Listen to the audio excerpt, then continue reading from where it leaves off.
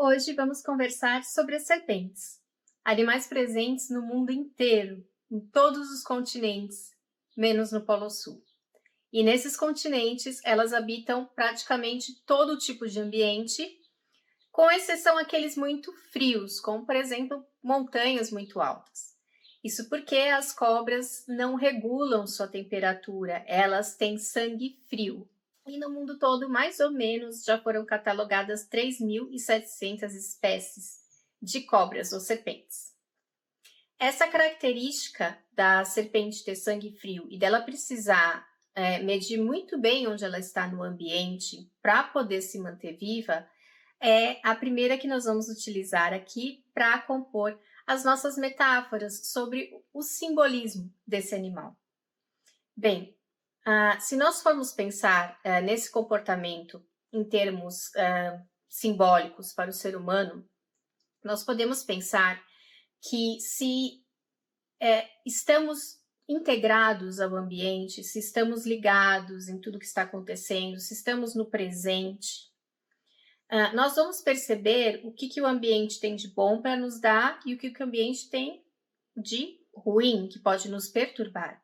Nós, humanos, nós temos, infelizmente, o hábito de nos afastar cada vez mais da natureza e do momento presente. A gente ou está na cabeça do futuro ou estamos com a cabeça no passado. E a cobra, sendo esse animal que necessita saber exatamente tudo o que está acontecendo no ambiente, principalmente em questão de temperatura, porque senão ela morre, ela então vem nos trazer simbolicamente essa primeira mensagem de estarmos presentes e não nos deixarmos simplesmente estarmos em locais que de repente estão nos fazendo muito mal e a gente não está nem percebendo. A principal simbologia associada às serpentes, de modo geral, é a troca de pele, ou o que chamamos de equidise ou muda.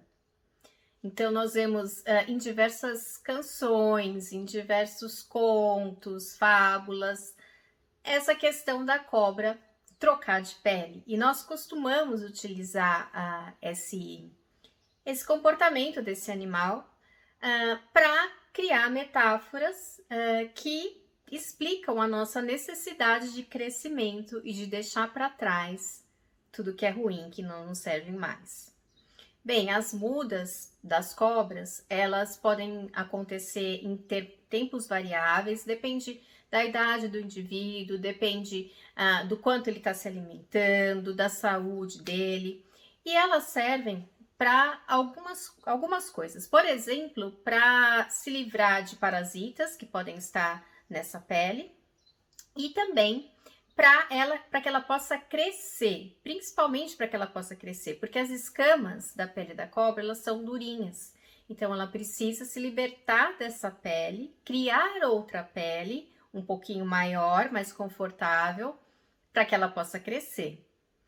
Antes de fazer essa muda, ela vai liberar uma espécie de líquido dentro do corpo dela que vai fazer a soltura dessa pele. Esse líquido vai fazer com que a coloração dela torne-se mais opaca, mais escura, e com que os olhos dela se tornem ou azuis ou opacos também. Então, é uma coisa bastante impressionante que ela faz. Geralmente começa pela cabeça e vai até o rabo, e ela sai ao contrário, né? Ela vai descascando inteirinha ao contrário. E isso tudo é muito simbólico para nós, né? O fato de um líquido ser o gatilho que dá início a esse processo é muito interessante, porque as águas, elas estão associadas às nossas emoções, como a gente sempre conversa aqui no canal. Então, no nosso inconsciente coletivo, tudo que é água está relacionado ao que a gente sente, ao nosso corpo emocional. E para que a gente consiga crescer e deixar para trás o que a gente precisa deixar para trás na nossa vida para criar uma nova pele, ou seja, uma nova proteção, porque pele é proteção, para que a gente consiga encarar os novos desafios, nós precisamos controlar as nossas emoções, nós precisamos deixar para trás emoções antigas e crescer emocionalmente, ter inteligência emocional. É através da inteligência emocional que a gente consegue entender que certas coisas não vão mais estar na nossa vida, que certos comportamentos não são mais saudáveis para nós e que nós precisamos crescer, assim como as cobras. Então, precisamos de uma pele nova, que tanto é a nossa proteção, como a gente se mostra ao mundo. A cobra vai adquirir outra pele. É como se ela trocasse de aparência, praticamente, né? Não vai trocar de aparência literalmente, mas metaforicamente é como se ela trocasse de aparência. Ela está com outra pele. Então, nós também estamos nessa metáfora, quando a gente dá esse passo de deixar para trás o que precisa deixar, assumindo uma nova postura na vida, assumindo uma pele diferente que vai lidar com as coisas do mundo de modo diferente também. As serpentes, como eu disse, estão totalmente envolvidas no seu ambiente e são sempre muito atentas a todas as pequenas mudanças de temperatura, de vibração. Por exemplo, elas não possuem uma visão muito boa, mas elas compensam isso com um sentido de odor, muito importante. Algumas cobras também possuem órgãos que são chamados de fossetas, e dentro desses órgãos, estruturas que as permitem identificar o calor de corpos próximos a ela, então ela consegue sentir o calor de uma presa chegando. E ela também possui órgãos que são chamados órgãos vomeronasais, e quando ela coloca a língua para fora, ela capta sinais químicos que vão para esse órgão, e assim ela consegue saber também que presa que está ali, que tipo de animal que está ali. Então, a cobra é muito, muito ligada ao seu ambiente e ela faz tudo isso sem precisar da visão. Ela simplesmente sente o ambiente, ela sente a temperatura, ela sente os odores e ela sente a vibração, porque os ouvidos dela, ela não possui ouvidos externos, então ela não escuta muitas coisas, mas ela possui uma estrutura que se chama columela, que quando passa algum som, quando há algum som, ela sente a vibração desse som, ela sente a vibração do solo, e isso faz também com que ela saiba aonde está a presa. Então, se você já viu aquele famoso encantador de cobras que tem uma naja numa cesta e fica tocando flautinha e acha que ela está ouvindo o som da flauta e que ele está hipnotizando ela não está ouvindo nada. Ela está prestando atenção nesse movimento e como ela não enxerga bem, essas pessoas elas costumam passar urina de rato nesse instrumento para que ela siga o cheiro, o odor. Então, nós temos aí um animal muito instintivo. Claro, é um réptil, ele possui o cérebro que nós chamamos cérebro reptiliano, que nós temos também, nós temos essa parte do cérebro também. Nós carregamos isso na nossa evolução.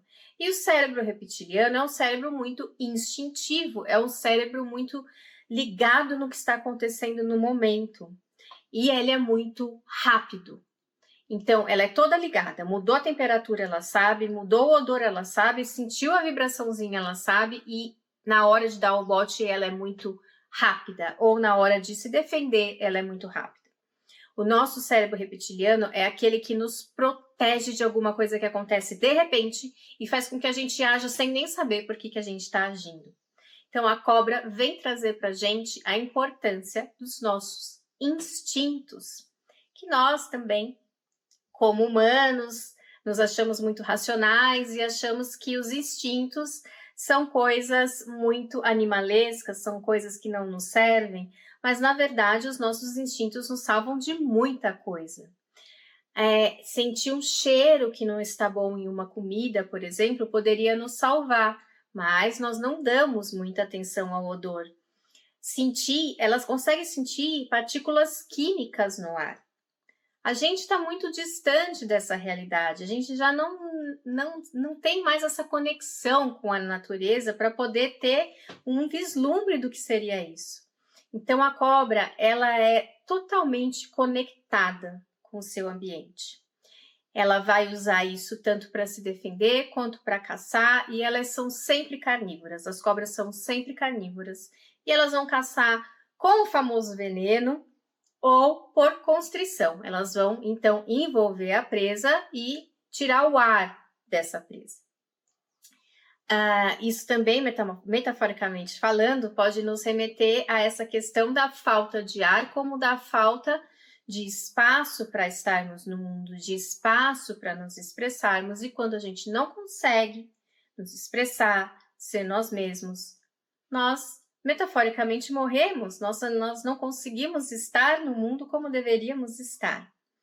Então, a cobra tem essa coisa muito interessante. E por ela fazer essa troca de pele, e por ela entender o ambiente tão perfeitamente, assim, ela é tão integrada em tudo, ela passou a ser vista pelo ser humano, tanto do ponto de vista da saúde, porque ela consegue se refazer, é como se ela estivesse se refazendo, né? A gente vê ela deixando aquilo para trás, aquela coisa que não serve mais para ela se refazendo. Então, isso é ligado à saúde, por isso ela é um símbolo da medicina. Nós vamos falar daqui a pouquinho sobre isso. E também um símbolo de sabedoria, porque ela está muito ligada, muito. Se você não tem nada que passe por ela, que ela não vai sentir a vibração, o cheiro, ou algumas vão sentir a mudança de temperatura, que ela vai sentir as moléculas no ar daquilo e que ela não vai agir. Então, ela é um símbolo de sabedoria porque ela está sempre no presente e porque ela não se deixa enganar. Mesmo não enxergando, ela está lá e por inteiro e ela sabe tudo o que está acontecendo naquele ambiente. Outra característica das cobras que chamam muito a atenção dos humanos é justamente a falta de membros inferiores e superiores. Ela é praticamente uma coluna vertebral ambulante. Isso faz com que todo o seu corpo esteja em contato com a terra o tempo todo. Então, por excelência, a cobra se torna um animal do elemento terra. Ela é muito ligada ao elemento terra. E o que é o elemento terra? No nosso inconsciente coletivo, ele é a mãe, aquela que dá a luz, aquela que dá o alimento, aquela que nos sustenta. Então, ela é muito ligada ao feminino. Várias deusas aparecem com esse símbolo da cobra. A antiga sabedoria hindu milenar já nos contava sobre a Kundalini, que significa algo como serpente enrolada ou aquela com forma de serpente. E o que é a Kundalini? A Kundalini é uma energia que nós, todos os seres humanos, guardamos no nosso chakra básico, Muladhara Chakra. Essa energia, através de técnicas de yoga, técnicas de meditação, pode ser acordada, digamos assim.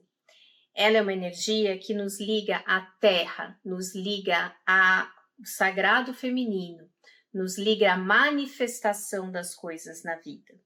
E ela vai subir pela nossa coluna vertebral, quando ela é acordada por alguma técnica de yoga, por exemplo, vai serpentear a nossa coluna vertebral e vai chegar no nosso chakra da coroa.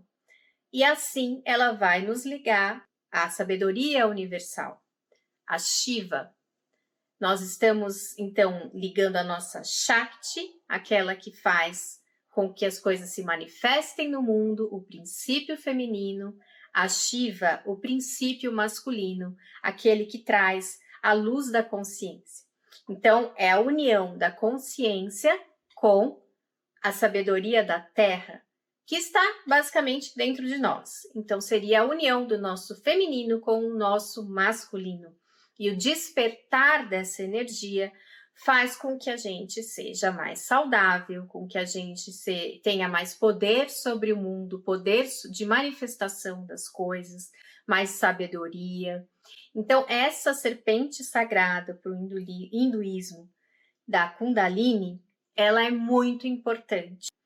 Algumas pessoas dizem que a energia Kundalini foi chamada por Freud de libido ou por Reich de orgone. Nós podemos também dizer que para o cristianismo seria o Espírito Santo ou algo assim. Serpentes são também muito importantes no Antigo Egito, aparecendo como diversas divindades menores e maiores, divindades do inframundo e divindades importantes, como por exemplo aquela que nós conhecemos como Uraeus, que é aquela serpente que fica aqui na cabeça do faraó, que é vista em inúmeras representações do faraó, ele com aquela serpente aqui, que também era usado como ornamento, né, de metal, colocado aqui com aquela serpente, tanto na cabeça do faraó como às vezes em cabeças de rainhas também.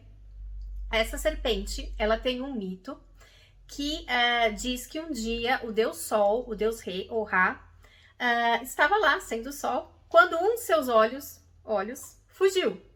E ele ficou com um olho só.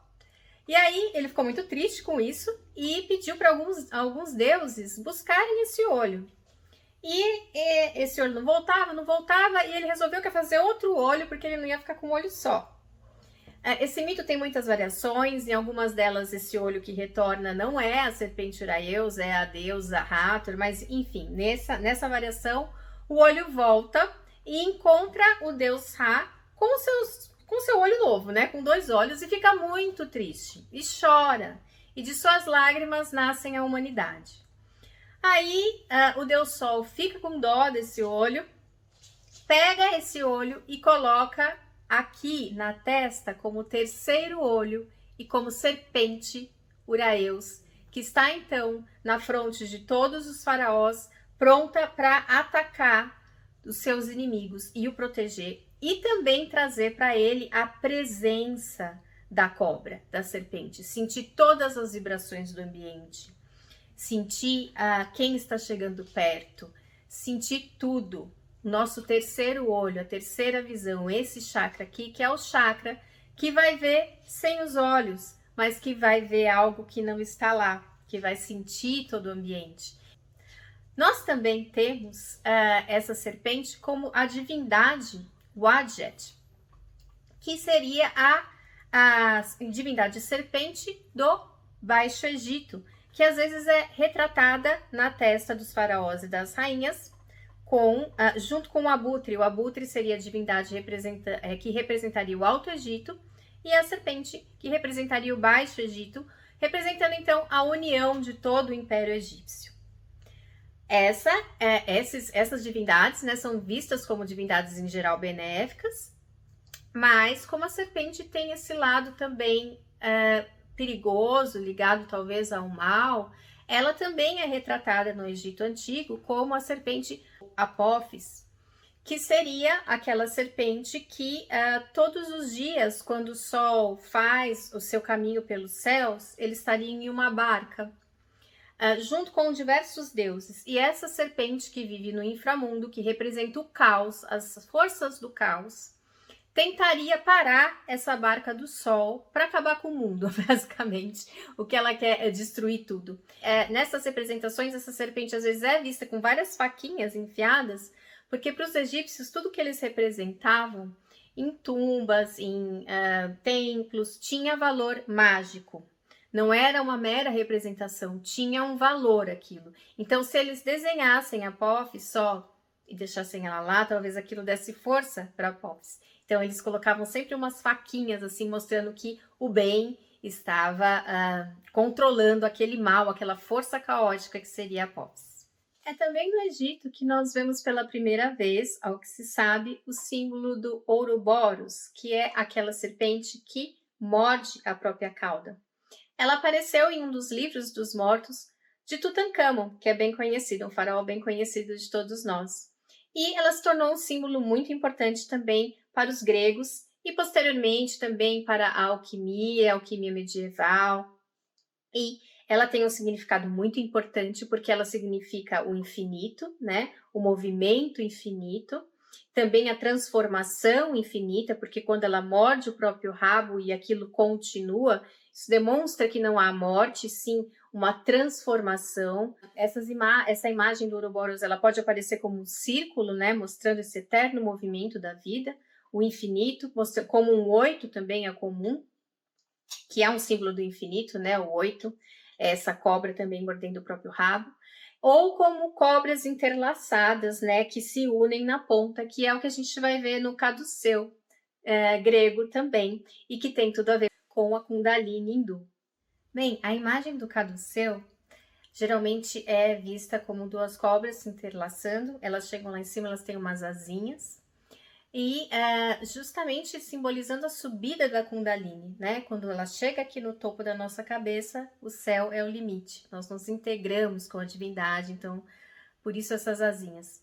Ela é o símbolo do deus Mercúrio, que é conhecido como Hermes na Grécia, né? Mercúrio para os romanos, que é aquele que é o psicopompo, aquele que vai transmitir a sabedoria de passar por passagens perigosas, como por exemplo pela morte, e é claro, com a energia Kundalini que nos une à Terra e aos céus, nós temos essa sabedoria, então ele carrega com ele esse caduceu. Ele também é o deus do comércio, né, das trocas, de tudo que é aquilo que faz essa união entre o que a gente manifesta e as ideias e o divino que vem para nós. Ele vai fazer essa ponte para nós, assim como se fosse a Kundalini.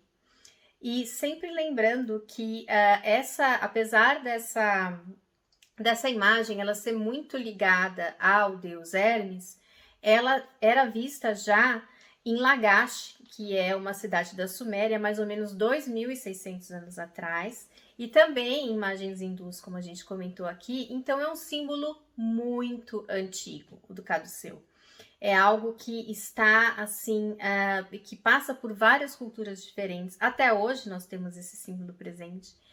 Então é algo que fala com um conhecimento muito profundo que está no nosso inconsciente, que é essa questão de unir o nosso feminino e o nosso masculino, unir o que é da terra e unir o que é do céu dentro de nós e assim atingir o que os budistas, por exemplo, chamam de iluminação. Além do caduceu, nós temos também o bastão de Asclépio, que é o deus da medicina na Grécia, ou Esculápio para os romanos. Então, nesse bastão nós não temos duas serpentes, temos uma serpente só. Ele é também utilizado como símbolo da medicina aqui no Ocidente até hoje.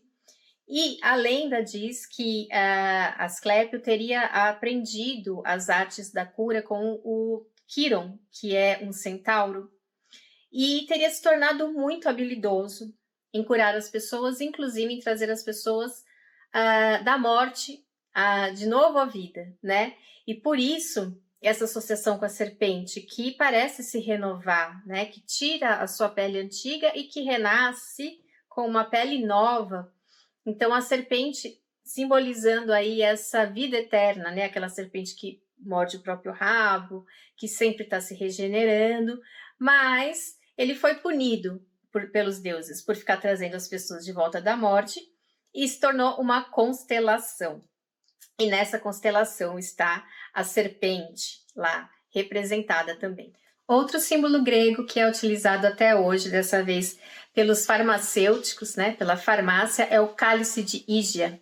A deusa Ígia, então, é retratada por vezes carregando um cálice com uma serpente, representando de que quem bebesse daquele cálice estaria curado ou se tornaria alguém muito sábio. Tradições que beberam nas fontes dos mistérios da Grécia, porque sim, os mistérios na Grécia Antiga eram certas sociedades secretas que, vamos dizer assim, lembram um pouco que hoje seria a maçonaria. Então são sociedades que têm uma filosofia própria, um conjunto de crenças próprio e que não eram assim abertas para todas as pessoas. O gnosticismo, por exemplo, bebeu nessas fontes desses mistérios. E no gnosticismo nós temos a deusa Sofia, que é a deusa da sabedoria, que é representada, adivinhem, por uma serpente. Ela representa toda a sabedoria feminina, a potência da deusa e é tida como consorte do deus que representaria a sabedoria masculina. Em algumas dessas tradições, até mesmo consorte de Jesus Cristo, que representaria essa sabedoria masculina. Mas, apesar de haver esse cristianismo místico que eu comentei agora, há o cristianismo tradicional, e todos sabemos que nesse as serpentes geralmente não são muito bem vistas, a começar por Adão e Eva no paraíso e a serpente que tenta Eva a comer a maçã, assim, desobedecendo às ordens de Deus. É importante dizer que no Antigo Testamento essa serpente ela não é ligada diretamente à imagem de Satã, né? Mas ela é aquela que vai tentar a Eva, porque a serpente é uma força feminina e Eva é uma força feminina, com a maçã, que é aquela que vai representar os prazeres do mundo material, porque a serpente, como a gente viu, para o hinduísmo, representa Shakti, que está ligada ao nosso chakra da base, que está ligada às coisas da terra, à materialização, ao físico, às sensações. Dentre elas, o sabor de uma fruta. E Adão e Eva estão ali naquele mundo ainda divino, naquele mundo onde nada está manifesto, naquele mundo perfeito. Então, quando Eva come a maçã, aceita a maçã, ela está, na verdade, aceitando estar na Terra, estar no mundo físico. Tanto que eles são, então, expulsos do paraíso, desse mundo que seria esse mundo mais etéreo, e vêm morar na Terra e assim criam descendentes. Então, talvez não seja uma coisa tão ruim assim como nós interpretamos, talvez seja apenas uma metáfora dizendo a mesma coisa que que dizem os textos hindus sobre unir o masculino e o feminino. Há de se haver uma união. Se a gente ficar só ali na questão energética, na questão divina, a gente não vai fazer nada crescer aqui na Terra, nada se manifestar aqui na Terra. E nós somos essa união da Terra e do céu, do masculino e do feminino. Tanto que por exemplo, Moisés, que é uma figura muito importante no Antigo Testamento, carrega um bastão que pode se transformar em uma cobra e assim atacar o seu inimigo, não é mesmo? Então as cobras não eram assim tão ruins. E esse bastão se parece muito com o bastão de Asclépio. Então a gente vê aí mais uma vez essa figura da cobra como sabedoria, como aquela que pode te proteger, como a Uraeus do faraó também o protege quando precisa. Só que no Novo Testamento as serpentes são vistas quase que totalmente como más mesmo, e aí elas já são ligadas à figura de Satã. Então a gente já tem essa coisa mais maniqueísta, mais bem e mal, e a serpente acaba ficando com essa questão do mal, e não preciso nem dizer que é óbvio que elas foram totalmente demonizadas pela igreja medieval. Foi também muito famosa na época medieval uma serpente que foi descrita, na verdade, por Plínio, que era romano.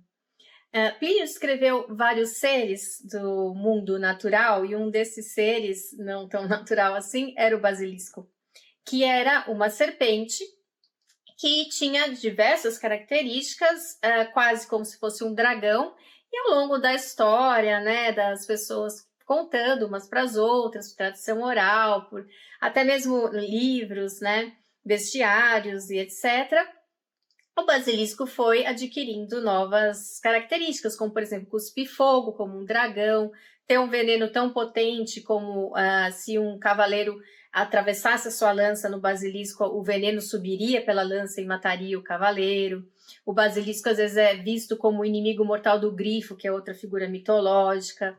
E a gente vai ver o basilisco até aparecendo, né, hoje também na nossa cultura pop, né? Ele aparece, por exemplo, em um dos livros do Harry Potter, o grifo também. E o basilisco, ele foi utilizado pela Igreja Católica como um símbolo do mal, da inveja, da cobiça. Então, em inúmeras imagens, mais ou menos do século XII, XIII até o século XV, em certas igrejas, mostram a figura de Jesus Cristo pisando sobre um basilisco, como se ele matasse todo esse mal, como se ele triunfasse sobre esse mal, sobre essa serpente do mal. Mas, na alquimia medieval, muito diferente do cristianismo católico da época, considerava o basilisco como um símbolo da pedra filosofal, ou seja, aquilo que representa a nossa iluminação, representa o nosso intuito nessa vida, né? Que é unir as nossas forças masculina e feminina, fazer esse casamento dessas forças dentro de nós, que para a alquimia se chama coniúntio, e atingir a iluminação, que seria conseguir essa pedra filosofal.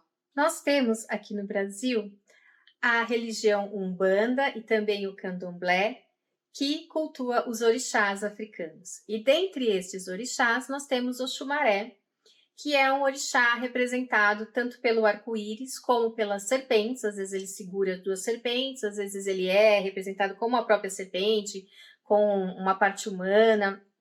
Então, esse arco-íris e essa serpente, ela representa o movimento da criação. O Xumaré, então, vai representar esse movimento permanente da criação, que nada está parado, e também vai trazer muitas riquezas, muita fartura, muita manifestação de coisa boa e de sabedoria. Então, mais uma vez aí, nós vemos na cultura iorubá a serpente também como aquela que representa o movimento infinito e como aquela que representa as riquezas da terra. E ela também é ligada ao arco-íris, que é então visto metaforicamente também como uma serpente, como aquela energia que sai da terra e sobe aos céus, assim como a energia Kundalini também dentro de nós, sai da nossa base e sobe aos céus. Bem, serpentes estão presentes em inúmeras culturas, inúmeras mitologias, lendas de povos diferentes, seria impossível falar sobre tudo aqui. Temos também a serpente emplumada, que é extremamente importante para as sociedades mesoamericanas e também para as sociedades da América do Sul. E sobre a serpente emplumada, eu tenho aqui o vídeo do dragão, que eu falo bastante sobre ela, se vocês tiverem interesse, vocês podem procurar aqui no canal. E eu espero que vocês tenham gostado desse vídeo sobre a serpente. E entendido que, apesar da gente ter essa visão sobre ela, que às vezes não é tão positiva, na verdade, ela representa coisas muito importantes. Ela é uma representação arquetípica muito importante para nós humanos. Até mais!